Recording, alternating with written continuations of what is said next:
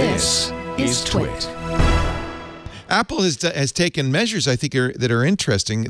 You're getting some sense they maybe care. They hired this week a former Facebook employee, Sandy Parakilis, who had left Facebook in 2012 and has been very critical over its privacy policies since then. According to Financial Times, Parakilis will work in Apple's privacy team as a product manager, which is an internal-facing role designed to, and I love this, to ensure that new products in development protect users' privacy and minimize data collection. That's, I think, a strong signal that Apple cares about this. They have a really cool approach. Like previously, there was like the performance team and the security team who could like literally take away your code and say, no, you're not shipping this until you fix it, or we fix it, or somebody fixes it. And they've added a privacy team, and the privacy team starts when you have, like with Face ID, it starts when you have the idea for Face ID. It's not like develop Face ID, then we'll figure out how to make it private. It's no, you can't do this until it's private. Okay, you've done that. Now you can't do this until, and each step along the way, they have to figure out how to collect the minimum amount of data possible, how to encrypt it, how to anonymize it, how to get rid of it as fast as possible, and in the end, ultimately make a product that passes Apple's privacy criteria. And they're involved every step of the way along the process. And they have like these teams, including individuals like him, who sit down with the engineers and with the engineering managers and figure out how to do it. Tim Cook, in his interview with Axios last November, said that privacy is a core value. If you look back over time, we were talking about privacy well before iPhone, so we've always believed that privacy was at the core of our civil liberties. It's not a matter of privacy versus profits or privacy versus technical innovation. That's a false choice. What we've done is your device has incredible intelligence about you, but I don't have to have all of that as a company. Now, okay, here's a tough question, though.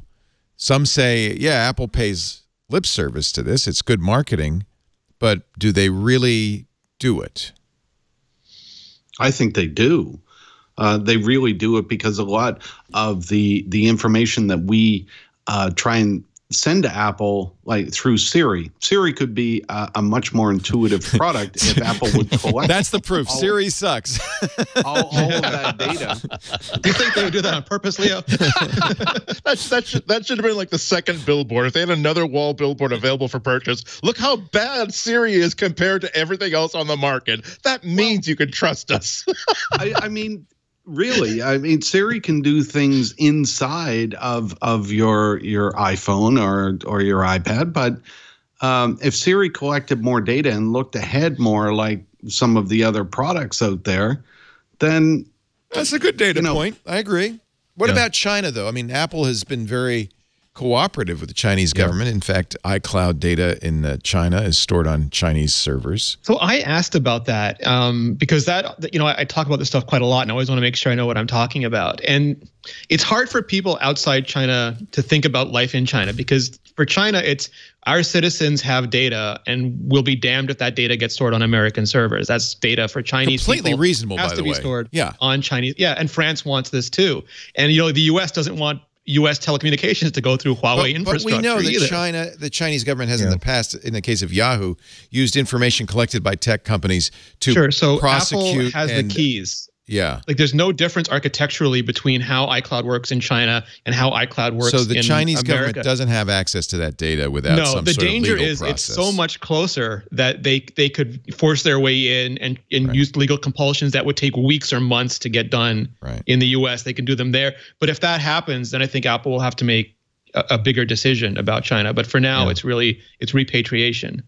It's still problematic. It's the only reason why, while Apple is the company you can trust the most in terms of taking security and privacy seriously. That's why I twitch a little when I see as big a flex as the statement that what happens on your phone, on your iPhone, stays on your iPhone, because I don't think that they can. I don't think they have really earned the ability to be that. I don't want to use the word arrogant again about it. I'm looking for something two notches below arrogant. Cocky. Because as they have a similarity with Google and Facebook in that they know where their money is coming from, and they're willing to flex on something that doesn't really affect their own bottom line at all. What if one of the best things they could do to help user privacy is to say, well, guess what? We're no longer going to be taking any money from Google to use Google as the default search engine. Our default search engine is going to be DuckDuckGo. Because this is because we love their privacy protections, and also we know that the one of the most helpful things we could possibly do for DuckDuckGo is to make it the default search engine for the most popular mobile platform. One of the most popular mobile platforms in the world, but they don't do that. And they could also make the Safari browser make more proactive in protecting people against trackers, but they don't really do that either. That's not saying that they're hypocrites at all, but that's when it's a difference between saying we are proud of our respect for the privacy of our users and saying a big billboard facing everybody at CES saying what happens on your iPhone stays on your iPhone. Well, it depends on what country you're in and depends on what you're doing with it, and we'll still let certain apps on the App Store that maybe are still gonna tell you that it's. I just don't. That's one thing Shoshana said. I said, "Do you use a smartphone?" She said, "Yeah, I use an iPhone, but I don't put any apps on it because that is the case. If you put the Facebook app on an iPhone, right, what happens in your iPhone does not stay on your iPhone with regards to the Facebook app, including location information that you allow Facebook to collect."